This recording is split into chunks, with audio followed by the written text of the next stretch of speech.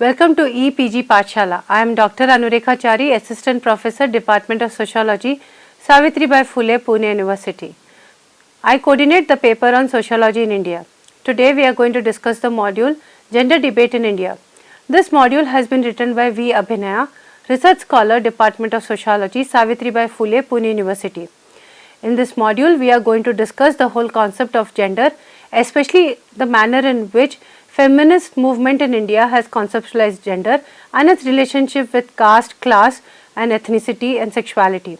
It is also important to understand that this module has also addressed the campaigns and issues of women's movement in India. Objective: this module seeks to introduce some basic concepts and theories related to India and familiarize readers with the multiple ways in which gender intersects with other social systems in India. Gender is present everywhere, although its presence remains largely unnoticed. Gender roles are internalized to such an extent that their apparent normality or naturalness is unquestioningly assumed to be true. As a result, many gendered processes in the social order are viewed as natural rather than oppressive. The increasing violence against women and the unequal occupational status of women and the underrepresentation of women in the political sphere, all these are reflective of a gender-biased society. In the Indian context, the question of gender is further complicated by the presence of other systems of stratification and differentiation such as caste, class, tribe and religion. To analyze the nature of gender inequality, it is inevitable to examine the nature of patriarchy or the systematic domination of women by men. However, can gender be simply attributed to a patriarchal system? In a highly plural with a multiple division based on religion, ethnicity, caste and class, how is patriarchy to be viewed? Is this experience of gender oppression the same within all these systems or do they differ? Does patriarchy function as a single system of oppression or are there multiple patriarchies at work which govern women from different structures in different ways?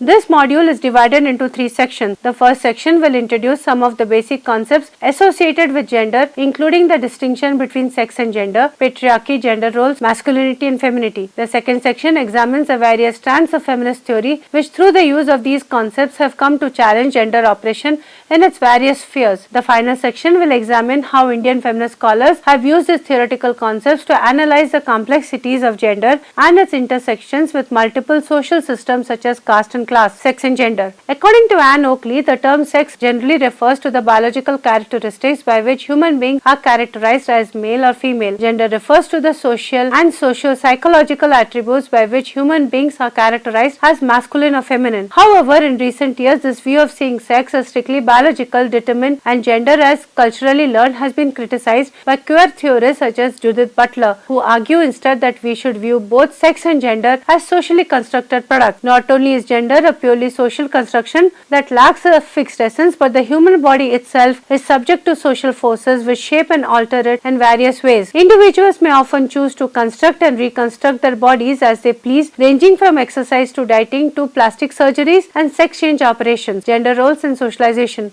From the moment a child is born, when the sex of the child is ascertained, the process of gender socialization begins. The girl child is dressed in pink and the boy child in blue. Barbie dolls are gifted to the girls while toy guns are reserved for the boys. Girls are taught to cook and the boys to drive vehicles. The list is endless. As the child grows up, the ideas about the male traits and female traits are grasped and imbibed through various agencies of socialization. The important ones being the immediate family, school, peer group and media. Notions of femininity and masculinity become central to the ways in which they form their identities. Girl learns that her top priorities are to get married and rear children, while the boy learns from a young age that the responsibility of fending for the family will fall upon him and thus makes his decision about education and career with this in mind. The girl learns that the preferred feminine traits are those of beauty, patience, obedience, chastity and a generally passive demeanor. The boy learns that the preferred macho behavior includes aggression, power, unrestrained sexual behavior and a general demeanor of assertiveness. Thus the roles they play are usually in regard to these expected norms of behavior. In other words, a gender role refers to the social expectations arising from the conceptions surrounding gender and the behavioral expressions of these, including forms of speech, mannerisms, conduct and gesture. Gender roles are predominantly considered within a family context as well as within a society in general and may collectively be referred to as gender stereotypes. Gender stereotypes represent society's collective knowledge of customs, myth, ideas, religion and art, and it is from this framework of knowledge that they form beliefs beliefs about individuals and groups. Feminism. Feminist theory is a generalized, wide-ranging system of ideas that seek to challenge the traditional conceptions of femininity and gender. Theorizing about gender as much does not require a feminist perspective. While many 19th and 20th century founding fathers of sociology had something to say about gender, most of it can hardly be called feminist. In order to be considered a feminist theory, in addition to or instead of focus on gender as difference, a theory must recognize gender as a system of inequality, assume that it is a changeable rather than necessary feature of human society, and full-heartedly advocate a commitment to a gender equitable system. Feminist theories in relation to gender inequality contrast markedly with one another. They each seek to explain this inequality through a wide range of social processes which include sexism, patriarchy, and capitalism. While the distinction between various strands of feminism have never been defined, this distinction is important as the political demands made by each strand vary to quite an extent. Liberal feminism. Liberal feminism holds a view that if society is to achieve gender equality, then it must provide women with the same political rights and economic opportunities as well as the same education that men can enjoy. Two important proponents of this doctrine, John Stuart Mill and Harriet Taylor, argued that society's double standards hurt women. They believed that the intellectual difference between men and women was a result of men's higher social position and education. While Taylor did not contest predominant assumption of male and female roles in society, she pushed women to earn income outside the home. She advised women to hire servants to do all the housework. Taylor's argument pushed women's entrance into the public sphere. Paradoxically, Mill argued that despite education, women would choose child and family over career. Liberal feminists argued for the formation of society in which each individual can act free and responsible agent and be able to live the life that is most suitable for him or her. Liberal feminism's emphasis on freedom of choice and equality between sexes, while pushing for change, is more reformist in its agenda than revolutionary, as it does not question the basic roots of inequality and challenge the present sex-gender system itself. Radical feminism. The basic argument of radical feminism is that men are responsible for and benefit from the exploitation of women. The analysis of patriarchy, the systemic domination of women by men, is of central concern to this branch of feminism. Patriarchy is perceived to be a universal phenomenon that has existed trans-historically and trans-culturally. The basis of radical feminism is their analysis of the interlinkages between sex and power. While sex has been discussed either overtly or covertly, it was not until radical feminism's outrageous declaration that the personal is political that women's sexuality became the subject of much political analysis. The main tenets of radical feminism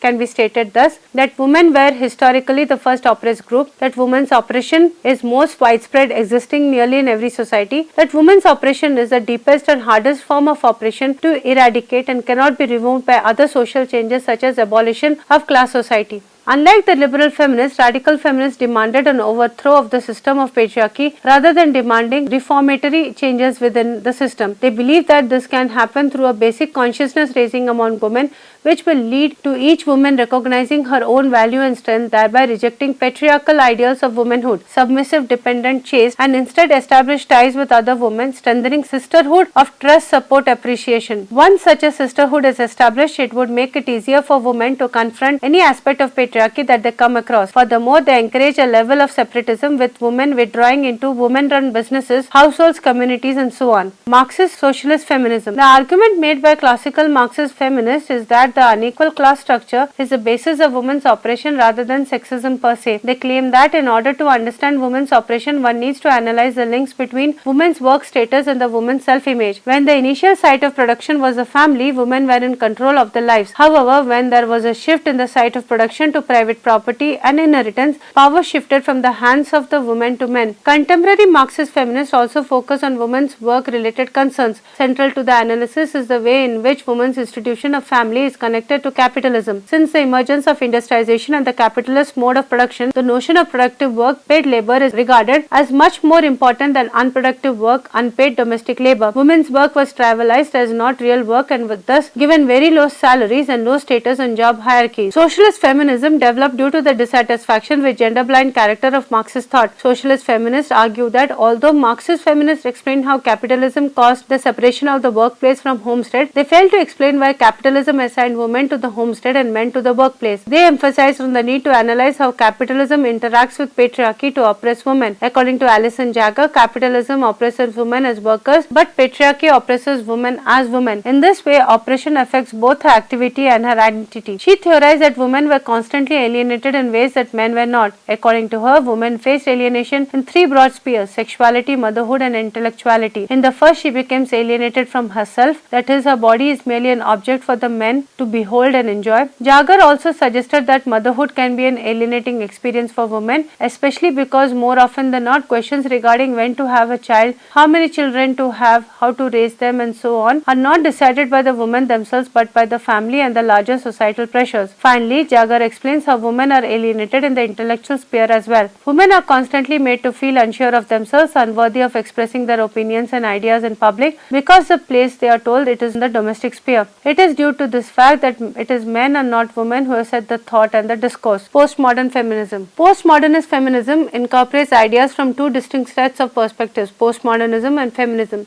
Postmodern feminists reject Enlightenment notions, especially universalism, human nature, and socio-political progress, and build their argument by problematizing the very notion of woman. They argue that there is no single female nature or any more than there is a single unitary nature throughout human history and across human history. They also critique the exaggerate claims of modernist scholars on issues of objectivity and generalizability. Instead, they offer techniques such as deconstruction, decentering, and a focus on difference and multiplicity of truth rather than the unitary notion of truth which erases out marginal identity. Drawing heavily from Foucault's work on knowledge and power, Butler suggests that there is a need to deconstruct what we know to be truth about gender and see it for the social construction that it really is. Black feminism. Black feminism grew out of the dissatisfaction arising out of the commonly held view that women over the world share a common universal experience of oppression. Those who proposed this idea were generally middle class, urban, white feminists writing about the problems of women as a homogeneous universal category. They began writing and theorizing about women's experience of subordination by patriarchy from their own subjective experience. But this essentialism of oppression as a universal category, which these feminists imposed on all women across the world, itself was problematic. They largely ignored the different and the layered subjective experiences of oppression by different women in terms of race, class, religion, region, and ethnicity. Black feminists argue that while all women potentially experience oppression on the basis of gender, women are, however, differentially oppressed by the varied intersections of other social arrangements such as race, sexuality, class. For instance, critical race theorist Kimberly Crenshaw argues that black women's oppression should be understood not solely by the categories of racism or sexism, but as a combination of both racism and sexism. In a similar vein, Angela Davis cites the case of Joan Ann Little to argue that rape and sexual assault on black women need to be located in the larger socio-historical context of slavery, racism, and sexism. She points out that sexual violence against black women should be conceptualized as a site of intersecting oppression. Bell Hooks argues that while white feminists like Susan Brown Miller do write about sexual exploitation and violation of black women, they treat it merely as a result of the ongoing socio-historical context of slavery. They neglect the fact that it led to the devaluation of black women even in the post-slavery America, and that sexism and racism act hand in hand in the sexual exploitation of black women. Due to white women's racism and black men's sexism, black feminists emphasize on the need for fresh feminist perspective which takes into consideration the experiences of black women. The term black feminism disturbs the racism inherent in advancing feminism as for whites-only ideology and movement. Inserting the adjective black challenges the assumed whiteness of feminism and fractures the false universalism of this term for both white and black women. Dalit feminism. The women's movement in India initially concerned itself with tackling violence against women, but the focus was on the ways violence affected the lives of middle class, upper caste women, because most of the early Indian feminists came from this section of society. These early feminists ignored the intersections of caste and religion and prioritized the identity of women above other categories. As in the Western feminist movement, which largely ignored the issue of race and thereby left out black women from the movement, the early Indian women's movement, by ignoring the intersections of caste and class, neglected the majority of Dalit women whose experience of oppression differed vastly from those of the upper caste women. For example, because of the caste background, Dalit women were oppressed by men and upper caste women. In debates about caste and patriarchies, all Dalits came to be assumed as male and all women as Savarna. Rege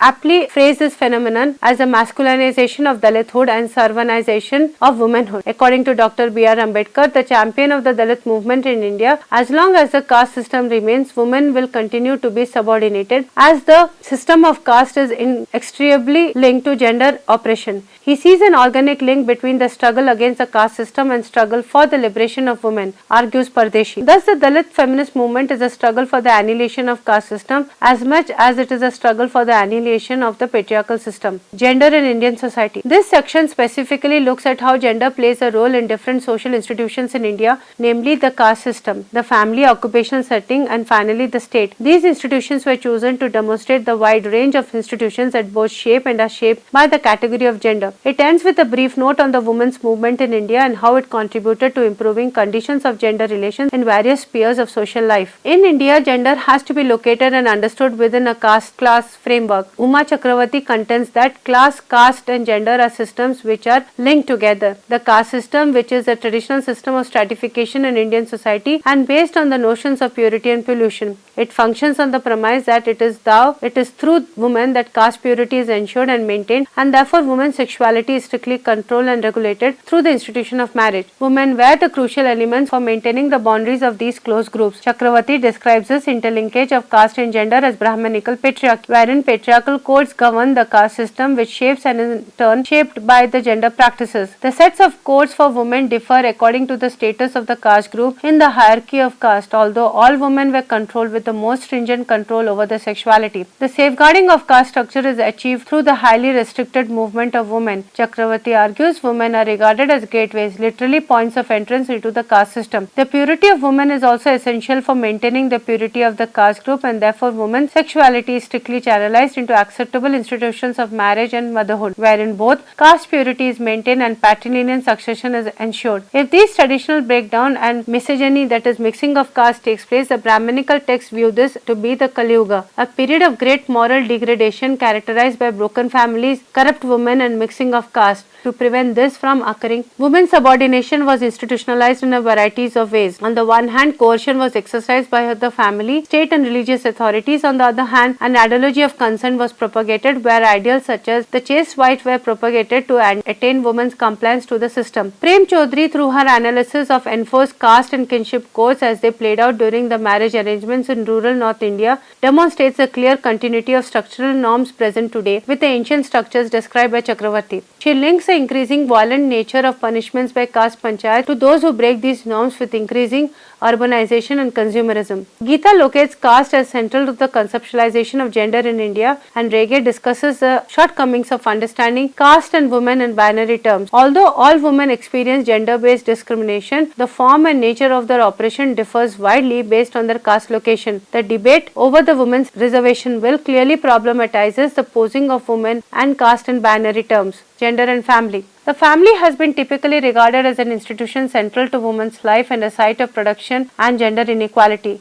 Several schools of thought have analyzed gender relations within the family in different ways. The functionalist approach views the family as essential for the stability of society by socializing children and stabilizing adult personalities. According to Talcott Parsons, the man played the instrumental role while the wife played the expressive role. He believed that it is essential to keep these roles separate to ensure the stability of occupational structure and of kinship organization. According to feminist approaches, the institution of family is directly responsible for the subordination of women due to unequal power relations stemming from the sexual division of labor, coupled with the emphasis on motherhood as a single priority in women's life. The Marxist feminist approach argued that women's relegation to the domestic sphere is essential for the capitalist system to prosper, as creation of surplus value would not be possible were it not for women taking care of the household and rearing the children. In Indian society, the socio-cultural importance of institutions of marriage and family cannot be overemphasized. Often viewed as the marker of a stable and traditional society, falling apart of a family is immediately juxtaposed to modern society with no value system. In recent years, feminists have seriously challenged the imagination of family as a safe place for women by calling out the highly unequal power dynamics within the family. In a patriarchal system which unquestioningly places men in positions of authority, the women in the household often have to battle for some amount of power which is gained with respect to their positions with men. Thus is a classic example of mother-in-law daughter-in-law conflicts where they both attempt to gain the approval of their son or husband relatively in order to gain a certain advantage over the other. Because of the strong preference for the male child in the society, women with sons carry a higher status in the family hierarchy than women with daughters. While there has been large sociological inquiry into the family as constituted by husband, wife and children with rules of behavior, role allocations, the term households are often used interchangeably, is mostly used in economic and statistical analysis. By using household as a unit of analysis, Jain and Banerjee explain how economic relations also play an important role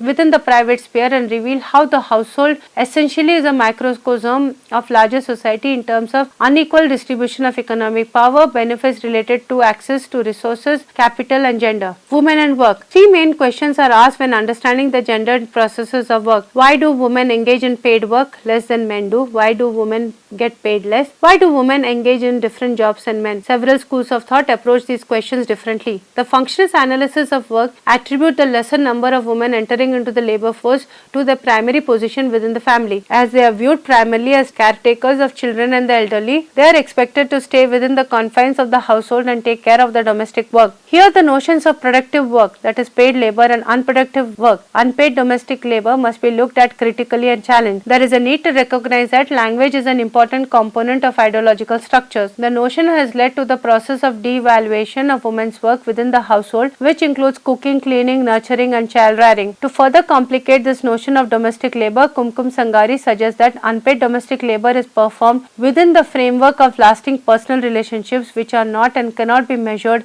in terms of time and money. A liberal approach towards understanding gender inequality in the workplace seeks to analyze the cultural and microstructural features of corporations and describes how the management ethic is very masculine in nature and how different slots in the job hierarchy have gender-specific meanings attached to them which are most often unfavorable towards women. This phenomenon has come to be called as a glass ceiling. The Federal Glass Ceiling Commission 1995 defined glass ceiling as artificial barriers to the advancement of women and minorities. These barriers reflect discrimination, a deep line of demarcation between those who prosper and those left behind. In these words, the term glass ceiling refers to the phenomenon wherein gender or other disadvantages are stronger at the top of the professional hierarchy than at the lower level. It is a distinctively gendered, racial and caste phenomenon. It reflects a job inequality which is unexplained by the person's past qualification or achievements. As a result of this, women are concentrated in lower earning industries and organizations and lack representation in managerial and executive positions. Since the glass ceiling phenomena is not overt but subtle, it is a challenge to address it through legislation. However, one still needs formal laws to ensure equal opportunities for both women and men. While the glass ceiling is in reference to the organized sector, women working in the unorganized sector face a different set of problems. To begin with, difference between these two sectors is stark. The organized sector is characterized by relatively stable and safe employment, incremental wages that can meet minimum standards of living, and access to basic services and welfare measures. The informal sector, on the other hand, is characterized by workforce that has little formal training and is often illiterate. Secondly, this force has no source of income apart from earnings of their own labor. Coupled with this is the extremely low wages they receive for their laborious efforts, which renders it necessary for them to use all possible members of the family to add to the income, including women and children. Lastly, due to the low wages and abysmal work conditions, informal sector labor has very low status in society. In India, this low status is particularly pronounced due to the fact that the majority of these workers belong to the backward or Dalit caste. The caste system, which is based on notions of purity and pollution, is at work here, where labor often involves strenuous work which goes with the sweat, filth and other such bodily features which are markers of inferiority and subordination in Indian society. The phrase feminization of labor is being used to suggest that there are increasing number of women today who are replacing men in traditionally male-dominated areas. Nirmala Banerjee challenges this thesis in the context of India and urges a more nuanced understanding of women's initial position in relation to the possible entry to the labor markets. An important feature of informal sector is the majority of workers are women and children. They continue to face discrimination and marginalization,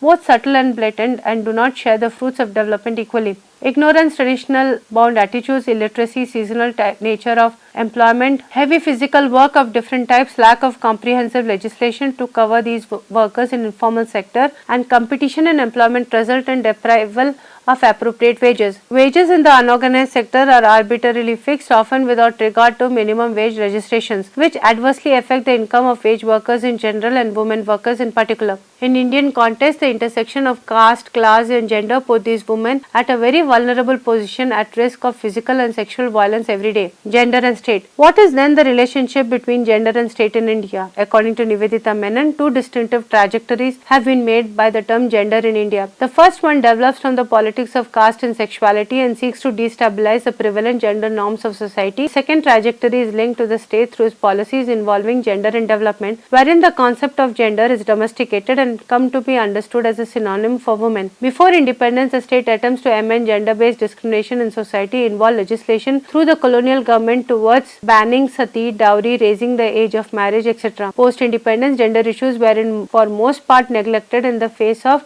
larger issues such as development and nation building. However, in the 1970s, owing to the growing presence of the women's movement and series of landmark events, which included the report towards equality by the Committee on the Status of Women, which highlighted the deplorable extent of existing gender inequality, the International Decade of Women and the report Shrama Shakti, the state was pressurized into acting for betterment of the marginalized section. Consequently, the Government of India set up the Ministry of Human Resource Development, which included Department of Women and Child Development in it. Through them, the state began schemes and programs directed towards teaching, training of skills to women in various sectors. Another important state intervention was the introduction of microcredit programs to the poor women in informal sector of the economy and promotion of self-help groups. By equating gender with women, the state has mainstreamed gender, making it just another component of the development project. Rather than challenge traditional conceptions of gender and gender stereotypes, the state's narrow approach towards gender has reinforced traditional norms. Thus, the belief that women are responsible with money leads to gender-linked microcredit schemes. The stereotype that tribal women are good at handling natural resources makes them beneficiaries of joint forest management programs. While these interventions do make superficial changes in the lives of the women, it does not change the roots of inequality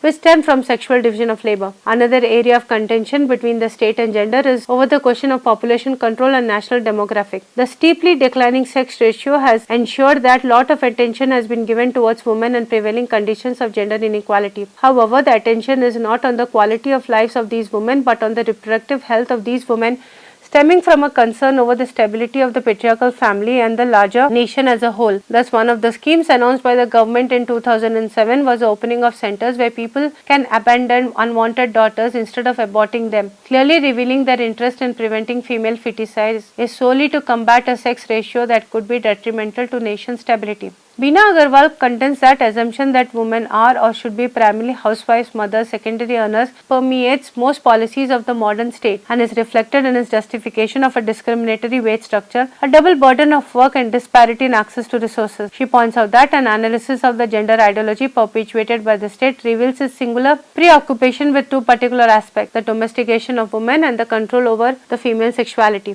In addition to this, the increasingly neoliberal mode of governance finds itself caught between offering political, economic and cultural rights to women as citizens of the nation and between maintaining the traditional structure of the family and community. An inevitable gap therefore exists between the liberal state commitment to gender equality on one hand and to the patriarchal family, male property rights and free market on the other. Women's movement in India. During the colonial rule and freedom struggle, there was an outstanding number of women who participated in the nationalist movement and through it created awareness about their individual rights. However, different streams of thought within this movement had varying, often contentious images of identities for women.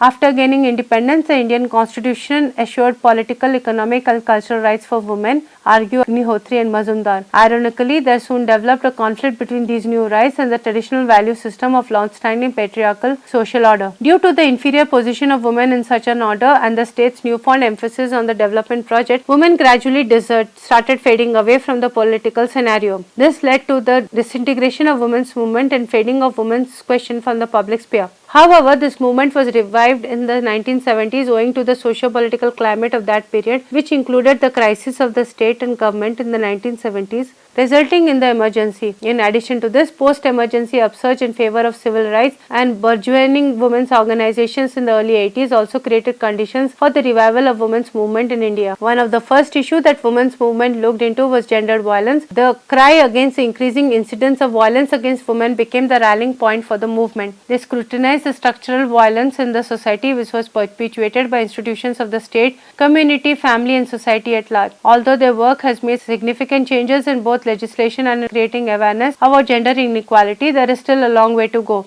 The movement has been subject to several internal conflicts centering upon what the women's issues are and how they should be dealt with. The debates over uniform civil code and the proposed reservation of women for seats in legislative bodies have been significant in that they mark deep fissures within the women's movement. Feminists stand on these issues very widely along caste, class, community lines. Decentralized structure of the movement has been both its strength and its weakness. Earlier problems such as gendered violence and misogynistic ideologies continue to persist across society in addition to newer challenges such as increasingly neoliberal state with its repressive ideology. The women's movement thus need to rise up to these challenges and continue the struggle for a gender equitable society. Conclusion. The above discussion begins with emphasizing the socially constructed nature of gender and the multiple aspects in which it plays an integral part of our lives. It goes on to explain the various ways in which it acts as a system of inequality, with the male gender subordinating the female gender, and describes the various strands of feminist theories that challenge gender oppression. In the subsequent section, it describes how gender relations interact with different social institutions in India. First, it explains how caste hierarchy is closely related to gender oppression and the two intersect along the lines of what came to be known as Brahmanical patriarchy. It then discusses how family is a site of production of gender inequality, further discusses gender inequalities in workplace in terms of differential salaries and occupations, and also the issue of glass ceiling. Then the discussion moves to the relationship between Indian state and gender and how it is caught between a contradictory position of commitment to gender equality and a commitment to patriarchal family, free market and male property rights on the other. It ends with a description of women's movement in India, the ways in which it has challenged and intervened in the process of gender inequality within the nation and the challenge it faces in the days to come. At the end of the module Gender Debate in India, we have discussed initially the different various theoretical standpoints that frame the gender discourse to understand the gender inequalities in the society, and then gave a detailed understanding about how gender issues is being theorized, conceptualized and analyzed within the Indian context. We have also understood the little detail in terms of the various relationship of gender with caste class, especially in terms of caste and in relation to Dalit feminism too. We have also critically analyzed the growth of women's movement in India and have also explained the issues that it took up in terms of its campaigns and policies. Thank you.